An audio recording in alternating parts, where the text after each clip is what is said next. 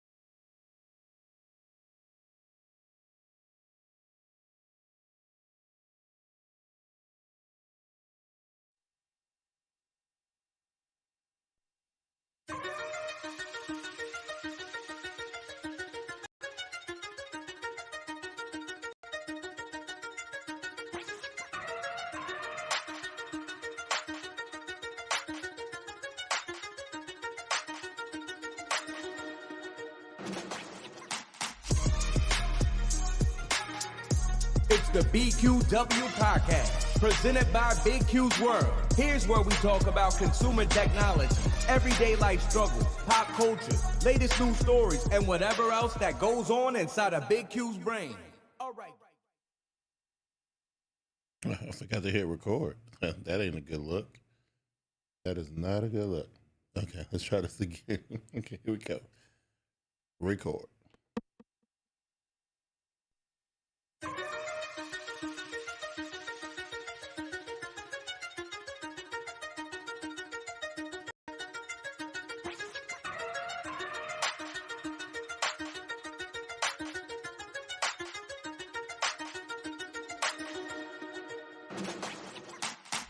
It's the BQW Podcast, presented by BigQsworld. Here's where we talk about consumer technology, everyday life struggles, pop culture, latest news stories, and whatever else that goes on inside of Big Q's brain. All right, Geekazoids, it's going down right now. Here's your host, Big Q. What up, what up, what up, what up, what up, what up? What up, ladies and gentlemen? What up, ladies and gentlemen? I'll be your boy, Big Q. This is the BQW, Big Q's World Podcast. And we're doing another live one. And, because I do the live ones when I feel like I got something good to talk about. You know what I mean? Like, if I feel like, if I feel like it's something I think I need, like, audience feedback on, I try to bust out a live BQW or whatever. Otherwise, you can find your boy on Spotify, Apple Podcasts, Google Podcasts, Wherever else you get your podcast from, we everywhere with the podcast. The podcast is doing this thing. It's okay. We kind of rocking out. We're doing it. Last time we was live, man, we had a good time. It was dope. I'm hoping that depending on how things go, I can do more and more of these live ones, right? Because these live ones are fun. I definitely like getting down with the people in the live front, but. But everything has been cool since the last time I was here with y'all guys. Since the last time I was live, a bunch of cool stuff went down. So, kind of went and upgraded the presentation of the podcast a little bit, which I think is dope. I'm looking at it on the TV over there. It looked pretty good. I got lightning and stuff. I got like effects. I got stuff popping off all over the place. It's pretty. I'm impressed with myself. You know what I'm saying? I am. What else happened? Oh, celebrated the 15th anniversary with the wifey. That was dope. And I'm gonna tell you what I thought was weird about that. Not that your wedding anniversary is weird. It's just that the last couple of years has been crazy with this whole global pandemic situation, and so we hadn't really been anywhere. Like we haven't been like as far as like been in a public place or a public space. We just didn't do it. We pretty much went to the grocery store, to the doctor. You know what I mean? And I think if it wasn't the grocery store, the doctor, or just a run to the through the drive-thru every now and again, man, we didn't really go to any places like didn't get to go and see any of the big movies in the movie theater or nothing like that. We still haven't been to the movie theater in over 2 years. I think the last movie we went and saw, I think it was like that big Avengers Endgame thing a couple years ago. I think that was the one. I'm pretty sure that was the last time we went to the movie theater. I'm pretty sure. So it's funny because I come home from work on that Sunday because our anniversary was on Monday on the 7th, and so I come home from work and I put my bag of stuff down and I'm chilling, and so she's like, "Yo,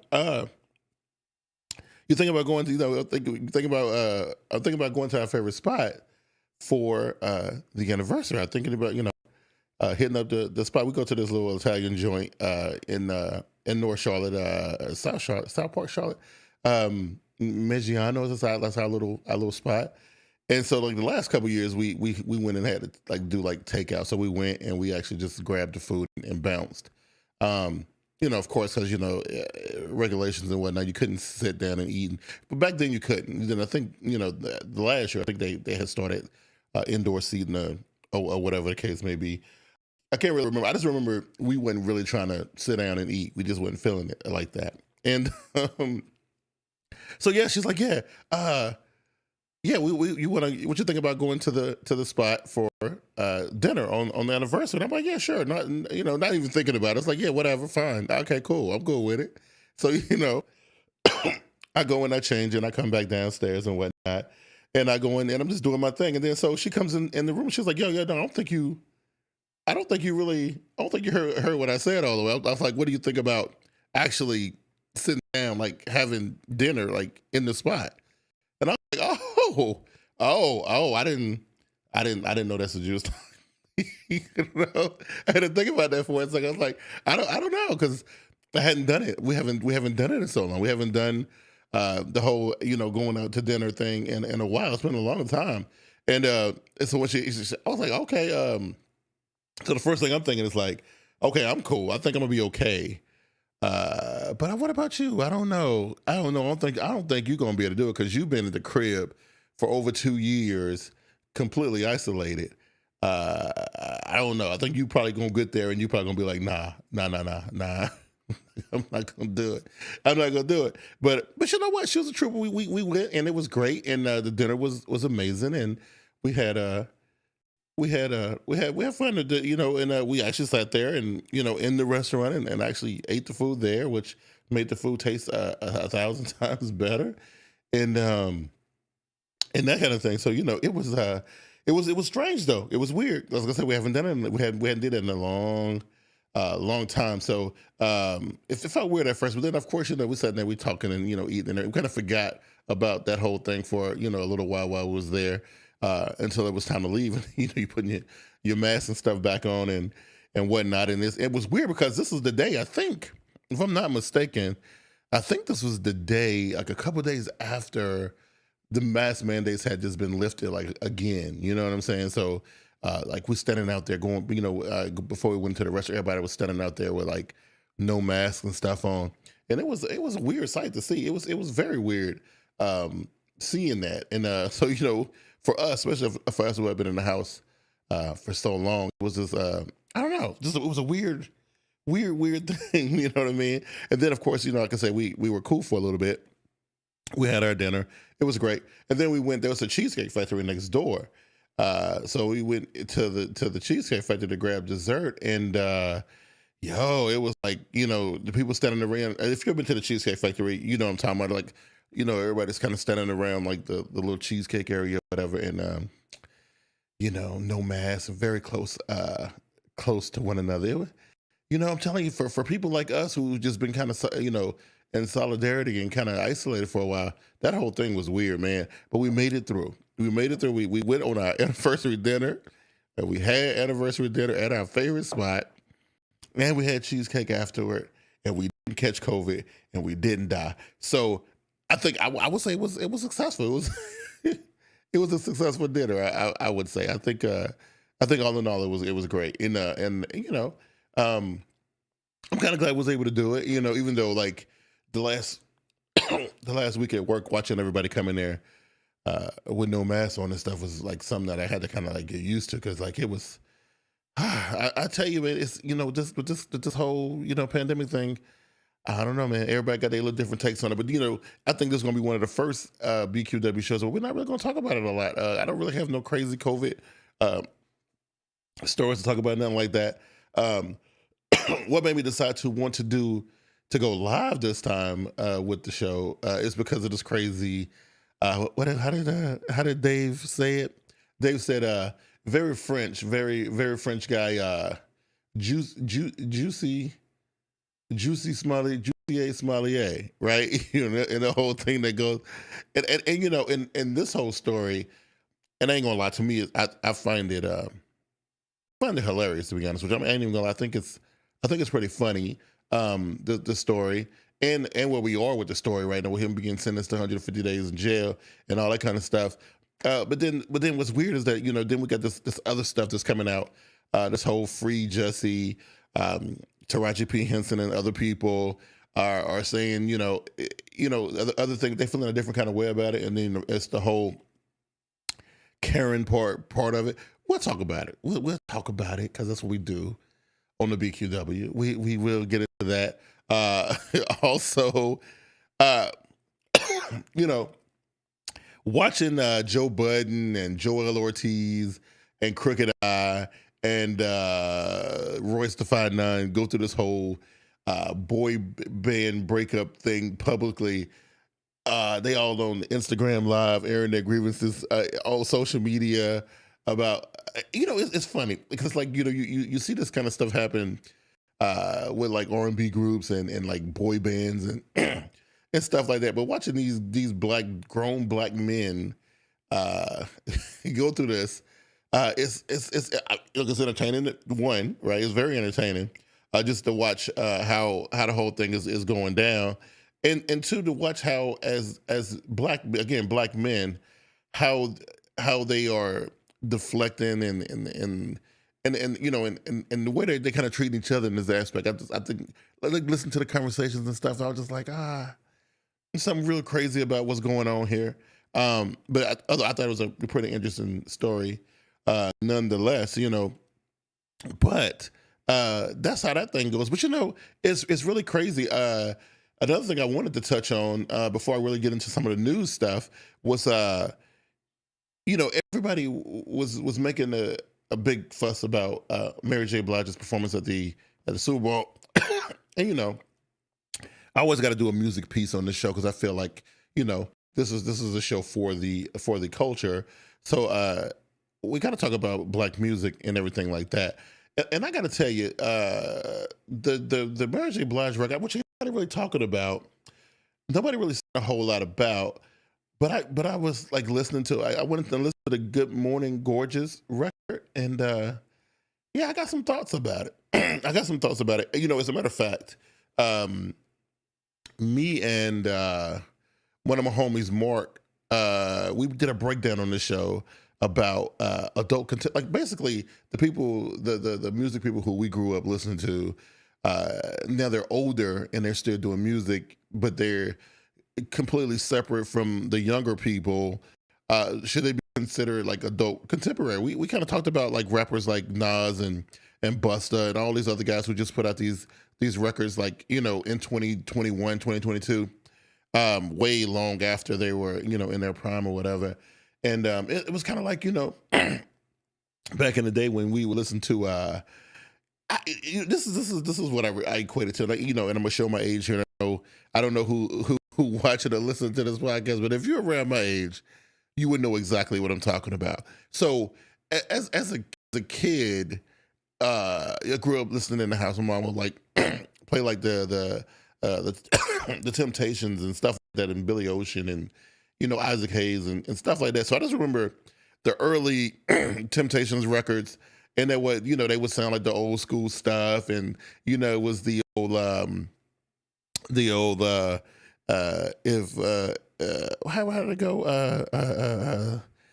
The old Temptations songs, My Girl and all this stuff, right? And we all know the Temptations records and whatnot. But do anybody remember, like, later on, like when we started growing up a little bit and when we became like teenagers or whatever, remember the Temptations put out this record? It was the one song that stood out to me, and if I knew I was gonna get on this tangent, I probably would have pulled the record so I could play it for you guys. But it was a song called "Treat Her Like a Lady." Hey, that's what the song was called. Treat Her Like a Lady. Let me see. Look, I'm a terrible singer, but I'm gonna go into some of the lyrics, right? I just so I can paint my picture.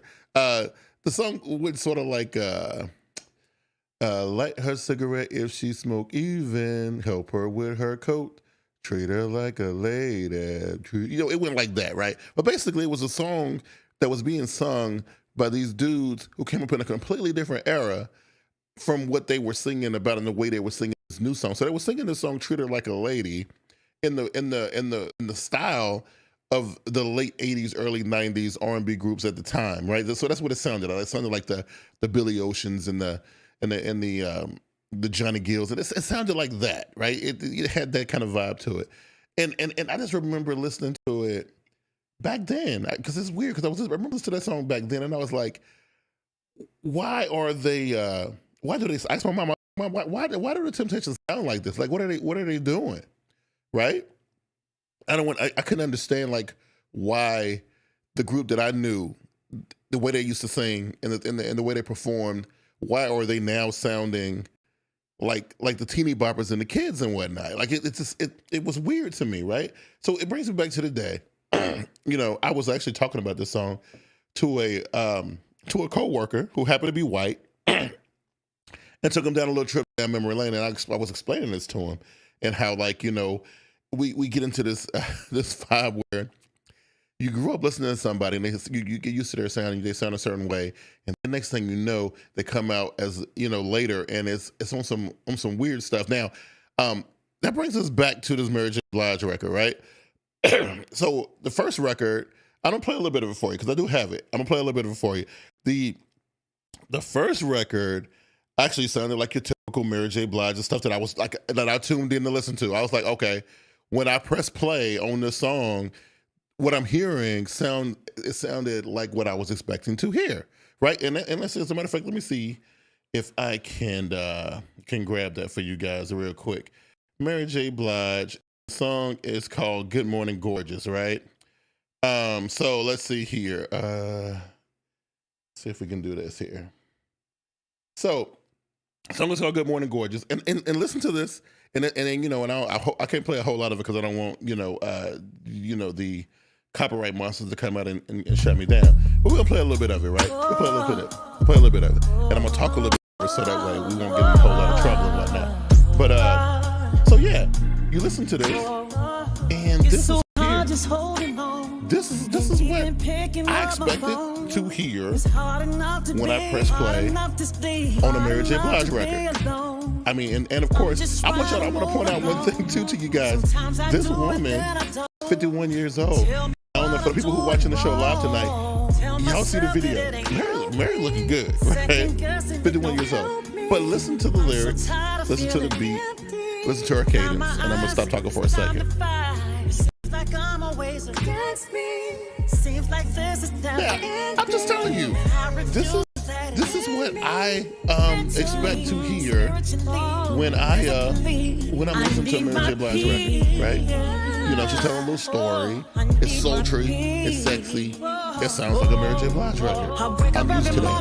Now I know this is not the My Life or the What's the 411 Mary J. Blige and nothing like that, but this is still sounds like Mary J. Blige, right? You guys would agree that if I wasn't showing the video right now, or I didn't tell you this was Mary J. Blige, you would recognize this as a Mary J. Blige song, right? Right? Sounds great, right? Okay. Now let's do this.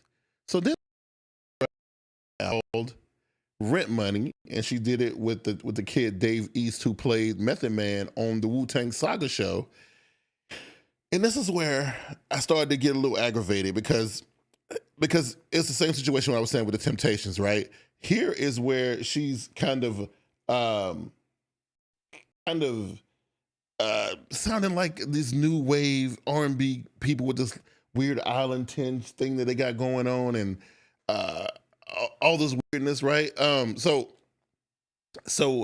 I'm gonna play this, and I'm gonna let y'all see what y'all think. Tell me what y'all think here. I'm gonna play this for you real quick. Let's see. But yeah, it's very weird, very weird. Listen to this. I just want you to pay attention to this.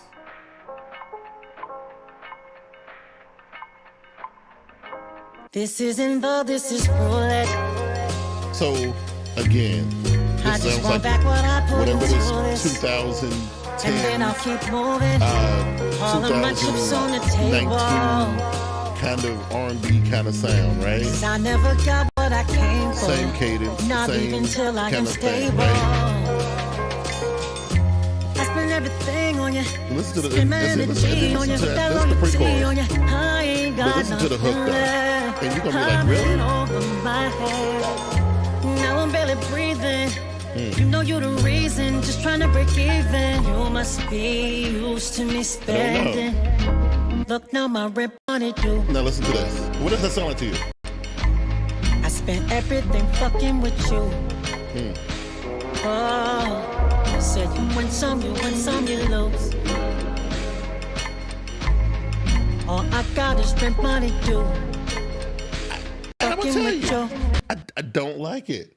I don't like that. I'm not. And I'm just saying, it's not for me, right? And I guess the big thing is that it really wasn't supposed to be for me. You know what I mean? It's I don't know who she's trying to reach with this record. I have no idea.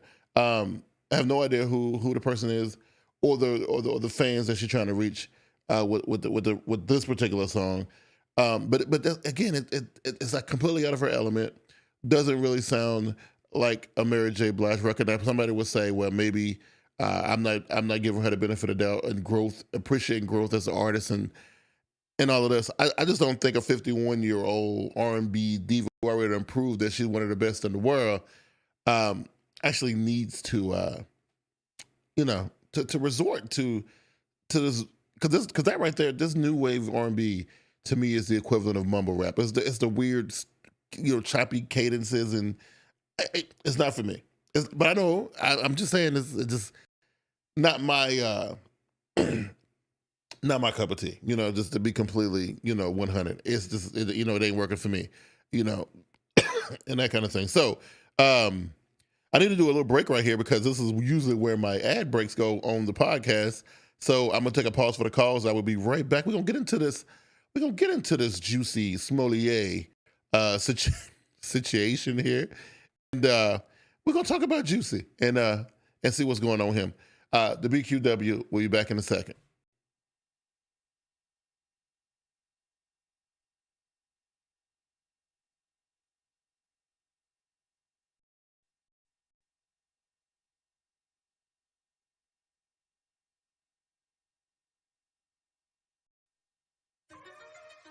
All right. Welcome back to the BQW, Big Q's World podcast. I'm your boy, Big Q. We was talking about earlier, adult contemporary versions of our artists, our favorite artists, and how, we remember them sounding one way, and then they come back later on and they sounding a little bit different, trying to keep up with the times, trying to sound current, that kind of thing. The whole thing is a little bit weird, but it's what we had right now. So it's one of the things where I feel like it's something I'm going to deal with, right? I mean, like I said, it's the equivalent of that thing with the Temptations, how they sounded the way we used to the Temptations sounding, and kind of what they sounded like on that Treat Her Like a Lady record. We've seen it happen time and time again. A lot of old dudes come out trying to sound young, and it don't fly. You know what I mean? But what's talking about Mary J. Blige and her Good Morning Gorgeous record. Otherwise, other than those few songs that where she was trying to sound like the newer people, I thought it was a decent sounding Mary J. Blige record. I probably would have gave it a 6 out of 10 as a Mary J. I mean, it's not a Mary J. Blige classic and nothing like that, but it's a pretty dope record nonetheless. Now, moving on to some weird stuff, right? Moving on to some complete weirdness. I don't know exactly. I think it was 2019 when this went down. 2019, at the height of the Empire stuff, which I don't know. After like the first couple seasons, I kind of lost interest in Empire. Anyway, kind of lost interest in it. I just wasn't really feeling it too much. I thought the show was kind of goofy. Anyway, I thought they were reaching in too many different directions, trying to satisfy too many different demographics. Right? I think they were leaning real hard on the LGBT stuff. They were leaning real hard on the on the being black thing, and they were I don't know, it was doing a little too much. It was hard to focus because they were doing so much on that show, right? But one of the standouts on the show was a young actor, Jussie Smollett, right? Or as Dave says, Jussie Smollett. And man, he just kind of lost it for a second, right? Like, I don't know. Let's look at this here. I got a complete timeline of everything that goes down with Mr. Smollett here. Let's take a look at this. Okay. So let's see here. Jussie Smollett, a complete timeline from actor's 2019 arrest to jail time. So this is everything that had happened in the last 2 to 3 years, right, with this guy. All right, so Jussie Smollett, right now, this is what it is. Right now, he's been sentenced to 150 days in jail in order to pay a fine of $145,000 for lying to the police about being the victim of a hate crime. Now, I'm gonna tell y'all what this hate crime was, and this is the reason why at one point, just like Dave Chappelle, I thought this was hilarious. I thought it was funny, and I really couldn't wrap my mind around the why. Why would somebody do this, right? So it's 2019, Chicago, right? And what goes down? So, no, the 2019 January, on January 29th, Chicago police say they investigate suspicious racist and homophobic attack of Jussie Smollett by 2 masked men, which happened about 2 a.m. They say the actor was punched in the face, had an unknown chemical substance poured on him, and a rope wrapped around his neck. Jussie Smollett tells the police that the 2 attackers also made reference to MAGA, quote unquote, Make America Great Again, the slogan often used by President Donald Trump and his supporters. And he goes to a doctor, and the police describe his condition as good. Okay, let's break this down for us, so everybody can follow the story and know what's going on here. And this is why, just like me, I keep on referencing Dave Chappelle, because Dave Chappelle made some interesting comments about this whole situation. And I know some people don't think this is hilarious or don't think it's as funny as I do, but I do think it's funny, right? So he says it's 2:00 in the morning in Chicago. I don't know where he's from. I don't even know. I ain't even gonna try to, guess. But he walking around Chicago at 2:00 in the morning.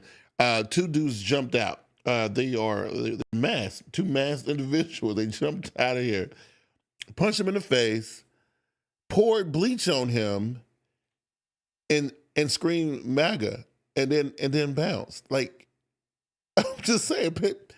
Well, no, I forgot about tied a rope around his neck. They tied a rope around his neck too, right? So everything to make like, it was like one thing after another, right? And I don't know. I think the story would have been more believable if it was just like, oh, I was walking, in Chicago at 2 a.m. and two dudes jumped out and punched me in the face or robbed me or whatever, and left it at like that was the end of the story. I'd have been like, okay, Jussie, I feel where you're coming from.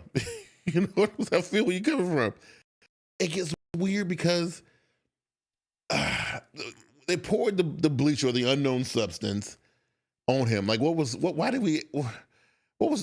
point in that, right? Tying a rope around his neck. you just put a rope around his neck. You didn't like drag him or try to like hang him or do no physical, like, you just put a rope around his neck, right? And you yell MAGA, and then you disappear into the darkness, to the Chicago night. This one is, I'm having a hard time processing this. And I'm just being as real as I possibly can here. Because a lot of people, because look, this is what happened next, right? So he comes out and he says this, and he shows up. He got the bruised up face or whatever. He crying and going on. He feeling some type of way. And so this is what happened next, right? Stars including Viola Davis, Janelle Monáe, T.I. came out with messages of support for the actor. His Empire co-stars, including Grace Byers and Naomi Campbell, also showed support.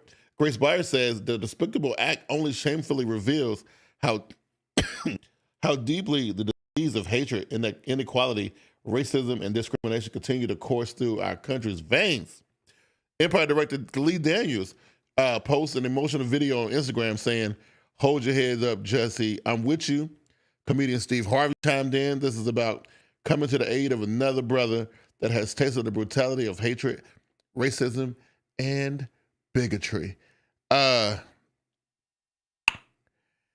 Okay, so and I remember when all this stuff was going down. I remember vividly, and I was like, why these people jumping to his aid and to his side, like, without really knowing? Like, do they not believe that this story is super sensational? Like, what is going, like, and this is like in 2019, and y'all know how it was in 2019.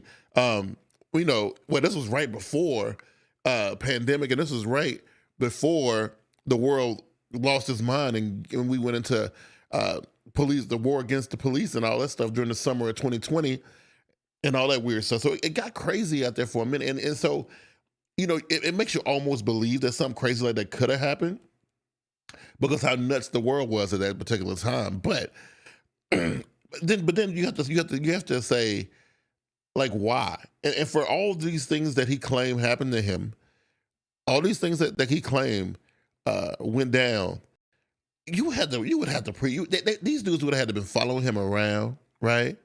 They would have been like premeditating this whole entire thing. They would have had to be, like plotting this, right? Like, okay, what we're gonna do is we're gonna follow him around the corner, right? And we're gonna jump out. We're going to holler MAGA. We're going to punch him in the face real quick. You, Floyd, don't forget to pour the bleach on him. And, you, Ray, you grab the rope and throw that around his neck. We're going to holler MAGA again, and we're going to bounce. Right?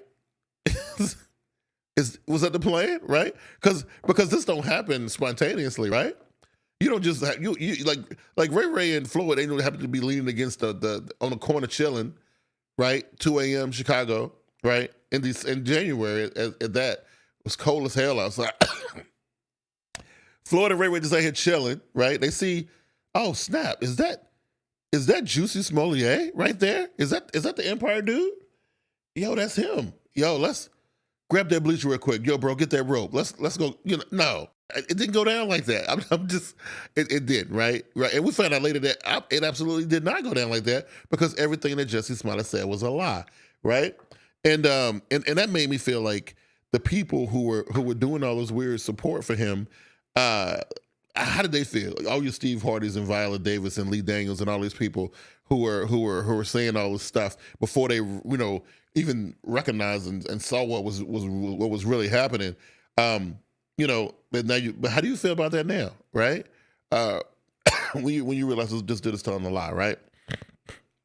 So then we go into the next couple of days, January 29th. This is the end of the year. He refused to hand over his phone. Jussie Smollett refuses to hand over the phone. Police investigating the attack. They wanted to confirm details, including the MAGA references made, as actor says he was on the phone with the manager at the time. A day later, the police say he's a victim. We won't, and we don't treat him like a criminal, right? They say they won't demand the phone. Okay, so we won't be able to prove whether or not they were yelling MAGA, because that's one thing we can't prove it. It's your word against whatever, right? Okay, here we go. Just a couple of days later, Jussie wants to speak for the first time. Okay, he comes out in February. He says, "I'm okay after the incident." In a statement, he says, "The outpouring of love and support from my village has meant more than I will ever be able to truly put into words." He says, "I am working with authorities that have been 100% factual and consistent on every level." The Chicago police also releases pictures of two people of interest that they want to speak to, right?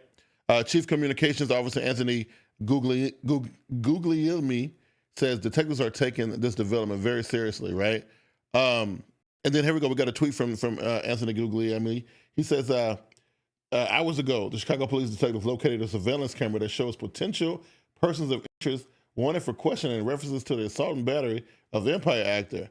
A community alert with photos is being constructed and will be disseminated shortly. They said they got video footage, bro. They said they got video footage.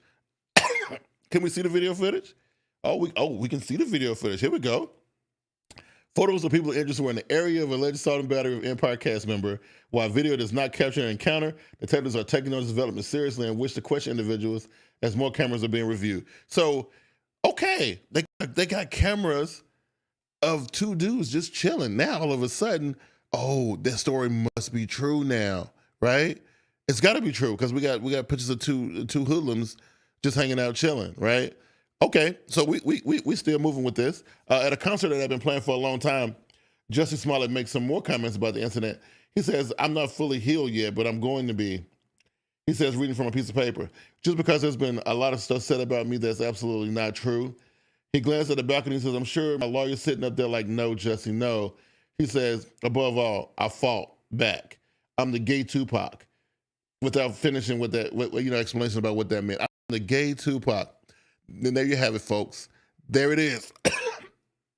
That's what this whole thing has been about from the very, very beginning. And I was just waiting on this part to unfold.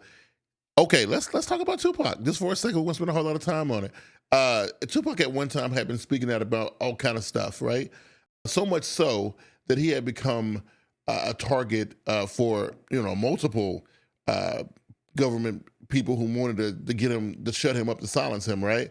And this is what Jussie is comparing himself to, because he's active in the gay community, and he's also active as in the black community. And he feel like he's some type of martyr, right? He's a gay Tupac, and so basically he wanted to be held up and regarded as the savior for gay and black people everywhere. And that's what this whole thing was about. You make up a story to put you in a situation where everybody come to your support and everybody looking at you like you some kind of hero and all this kind of stuff. But and the sad part about it is that if this had happened for real, right? Then if this had happened for real, it wouldn't have happened to a movie. I mean, a TV star, right? So you already got a little tiny bit of fame, but you want to raise yourself up to a whole entirely different level by doing all of this stuff right here, making a salacious story that's got the country in an upward and in a place where the country is already in a tizzy. It's already going through a lot of stuff, and then you go and throw gas on a fight. Now, normally in a situation like that, you would think it would be white people or anti-gay people who would be stirring up stuff like this, but he's the exact opposite. He's behind.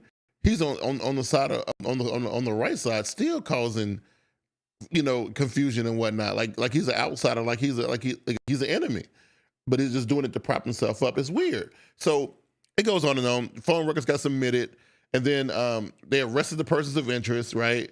And then what ended up happening with that?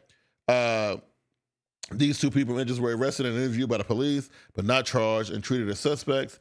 They are Ababinjo Ola and Abamola Abel, and brothers originally from Nigeria. They worked as Empire extras, sometimes going to the gym with the actor.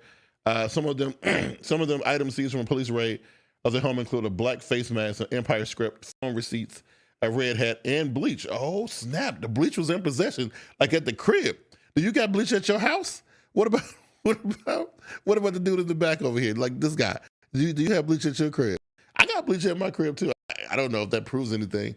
I mean, I'm pretty sure, most of us got bleach at our crib, whatever, right? Same day interview with Jussie Smollett showing on Good Morning America. He suggested his attackers were white. Oh my God. What's going on? What's happening now, right? So we go through all this stuff to bring these two black Nigerian dudes in. Now we done got up on camera outside under the street light. They done raided the dudes' houses. They done found the bleach. and now Jussie says they were white. Yo, you're like, no, hold on. We y'all get this thing saying that I said that they were black. I never said that. I what?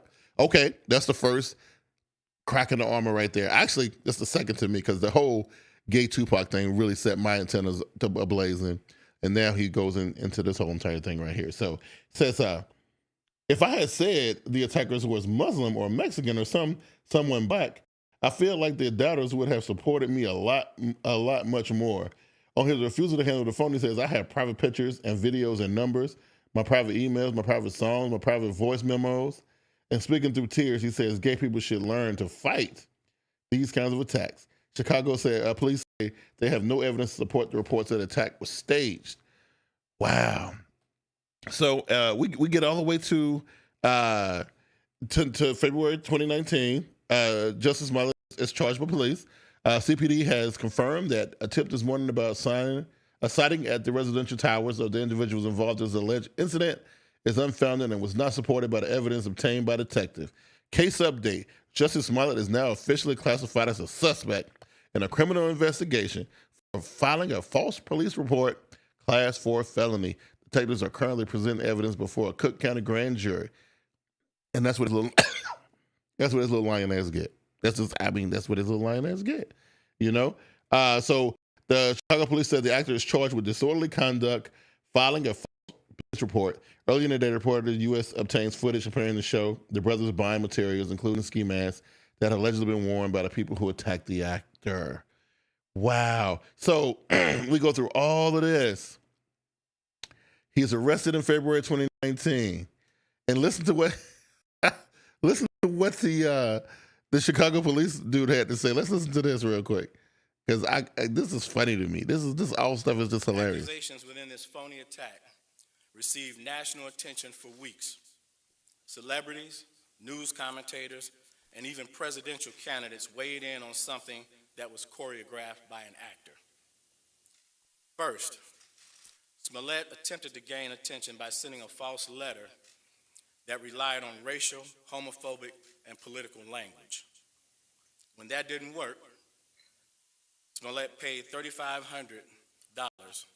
to stage this attack and drag Chicago's reputation through the mud in the process. And why?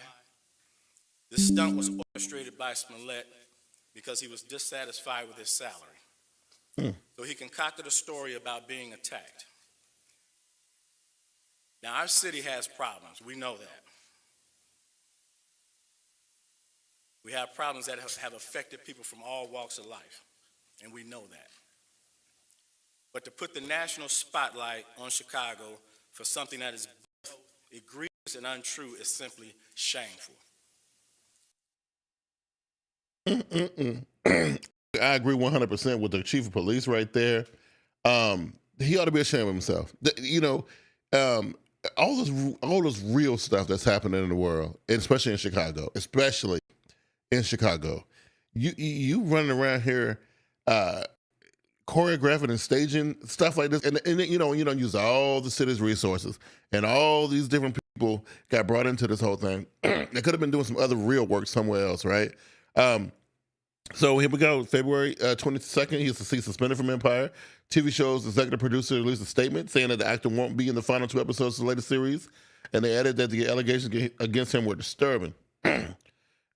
So the Asandario brothers regret getting involved. Empire returns. Jussie Smollett pleads not guilty. Empire creator speaks out. And then, then he got cleared of all charges in March. And then we come back here, and lawyer said the case is closed and it was over. But no, here we go. 29 March 2019.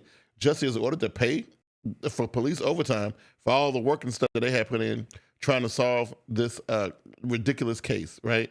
Of course, we don't be coming back to Empire at all.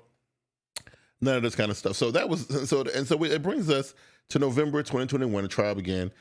So they go through all this drama trying to find out what really happened with Jussie Smollett, and we finally get to today, which is where we are now. Jussie Smollett was.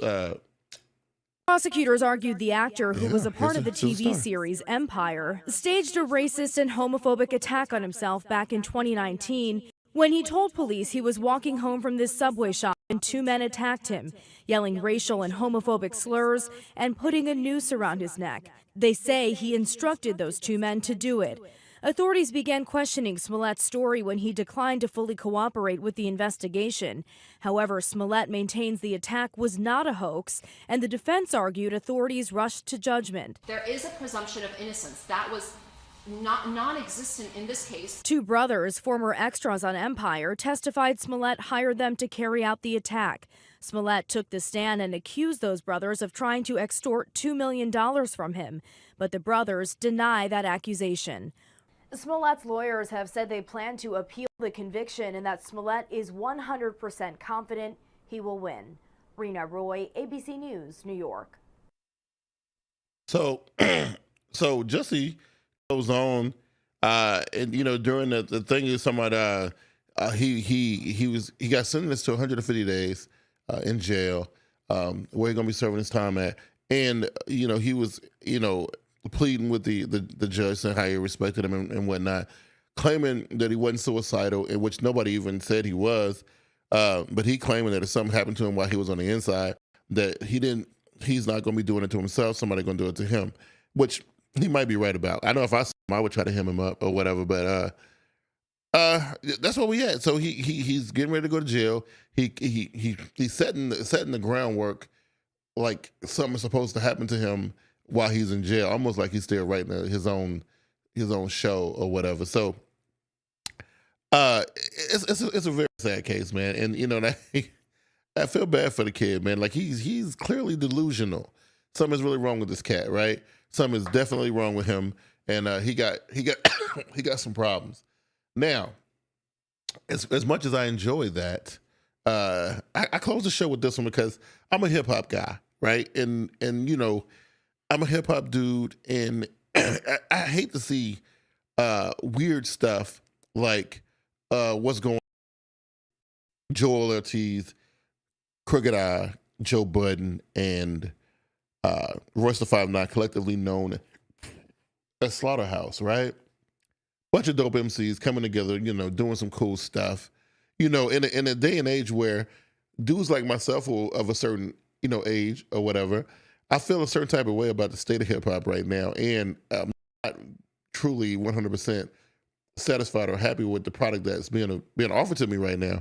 And I know they say hip hop is a young man's game, and all of that, and people who are of a certain age should exit, when it's time to exit. But I truly love the culture, and I truly love the genre, and when I see what it's turned into, it kind of breaks my heart a little bit.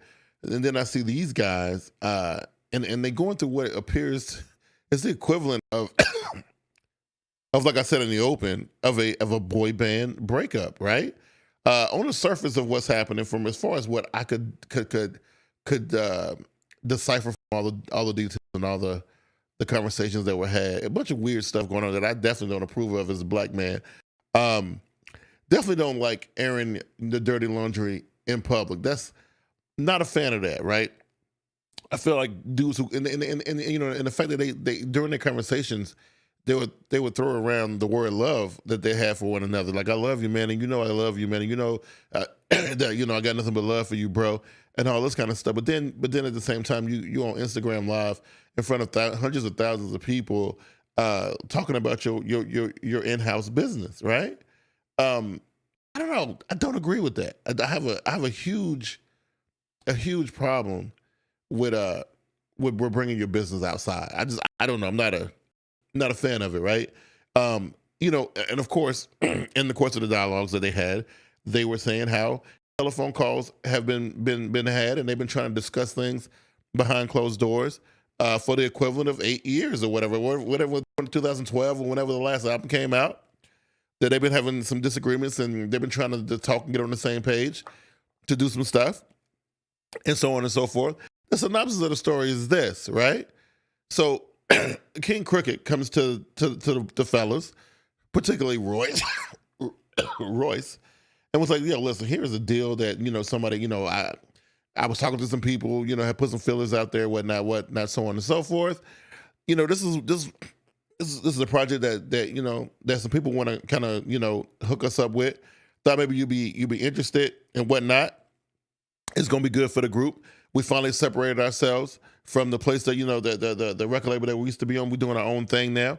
Everything's dope. We ain't got to worry about the whole shady situation and all that no more. It's gonna be a nice start for us. Well, Royce was like, yeah, it sounds dope and everything. It sounds cool. But I don't feel comfortable doing it without Joe, right? I really don't feel like without doing it, doing it without Joe. And at this particular time, Joe was saying he was done with rapping, and he was finished, and he was retired, and he was focused on the podcast and all this stuff, and his life was going in a different direction, so he wasn't interested in coming back and recording any future records and anything like that.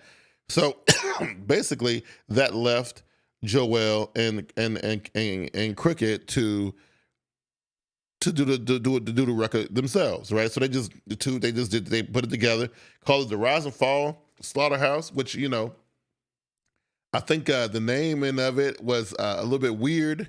Don't know if I would have quite went there with it. It's a little bit on the nose, a little bit on the nose. And then of course in the content, they telling the story about what happened and so on and so forth. Joe and Royce ain't feeling some of the stuff that they've been hearing about the record and so on and so forth. So now it's a 2-on-2 situation. The group done split in half. You got Joe and Royce on one side, Crook and Joel on the other. The record came out. Here it is, The Rise and Fall of SlaughterHouse. They are disagreeing on everything from the logo used on the artwork to the dividend split. Can they use the name Slaughterhouse? Is it really Slaughterhouse without all four of them being there? Like, the pettiness level goes like to astronomical levels with this, right? And I'm just sitting here listening to it, and I'm just like, I really don't understand.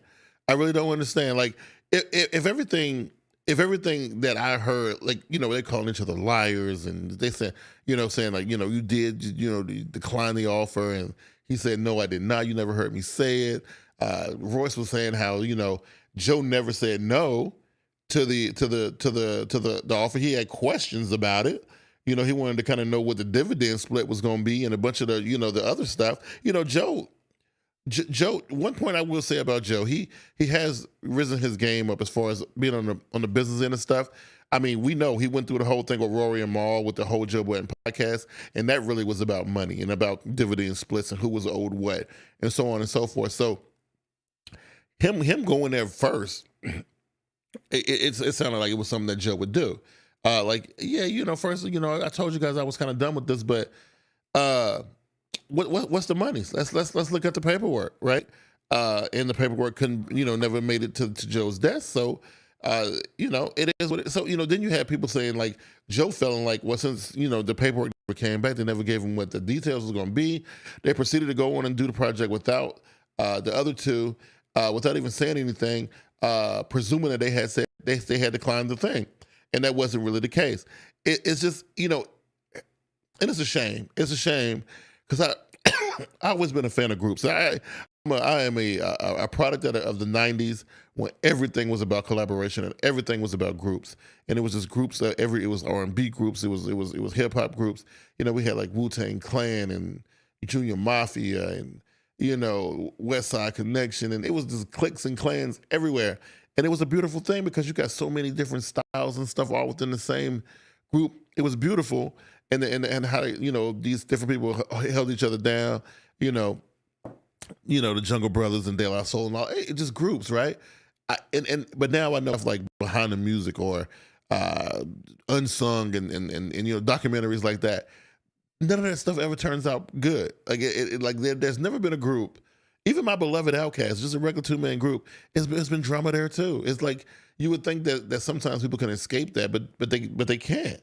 It's just because there's the human element, and as long as you have that human element, there's always going to be anomalies and things that you can't quite expect because you don't. It's another human you're dealing with. It's not like you're dealing with a machine or algorithm or something that you can predict. People are unpredictable, and people feel a certain type of way, and sometimes things happen. Sometimes, like Dre from Outkast, I don't know. He felt like he wanted to go grow spiritually, and he went on a spiritual journey, and he wasn't really thinking about rapping no more. Like it was the last thing on his mind, and and Big Boy looking at him like, dude, like all this money to be made, like what is your problem or whatever? You know what I mean? Like. The same thing with the Wu-Tang Clan. The same thing with, you can go on and on and on, group after group after group.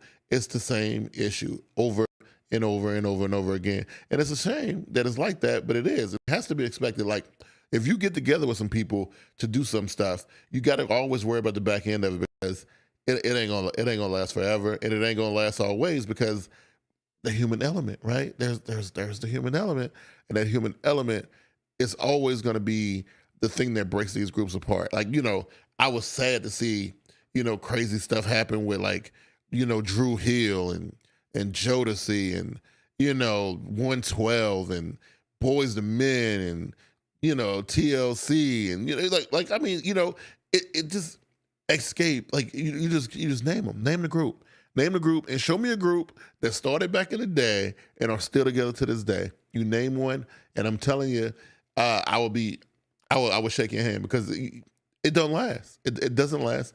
And it's always pettiness like this, weirdness like this. I know at the end of the day, these guys, they're entertainers and this is how they feed their families, this is how they get down. So for somebody like Joe, man, the money is kind of important.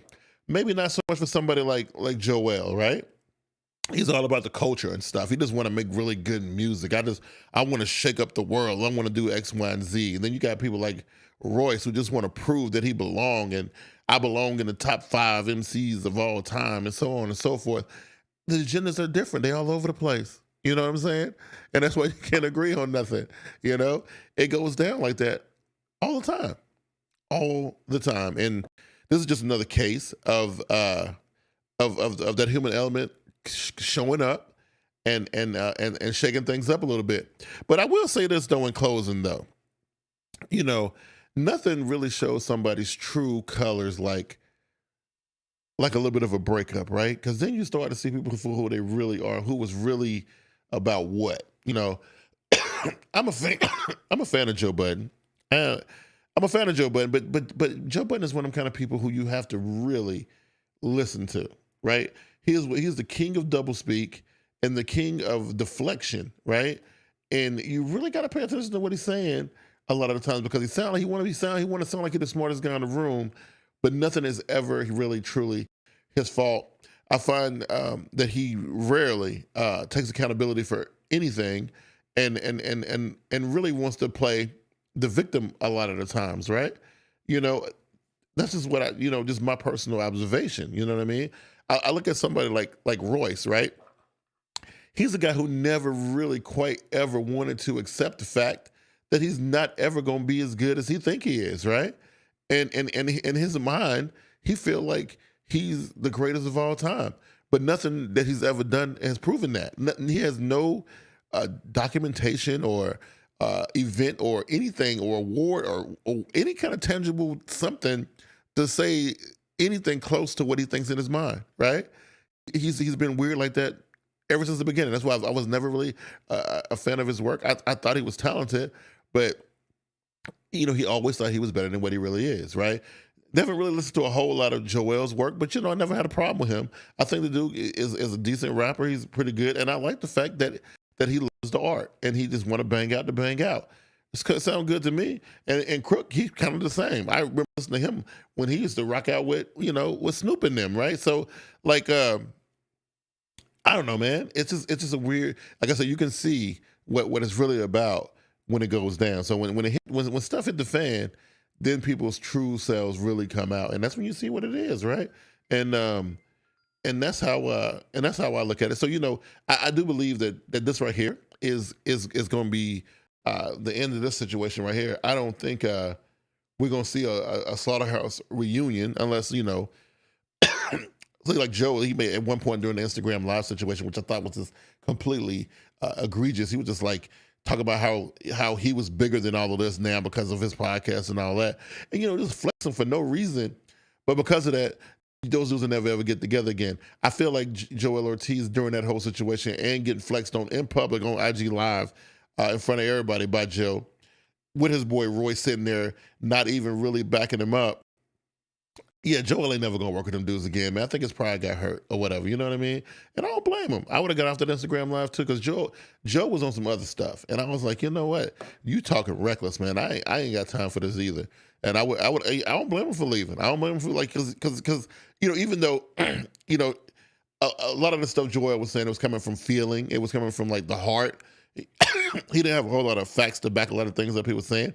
It was just based on how he felt.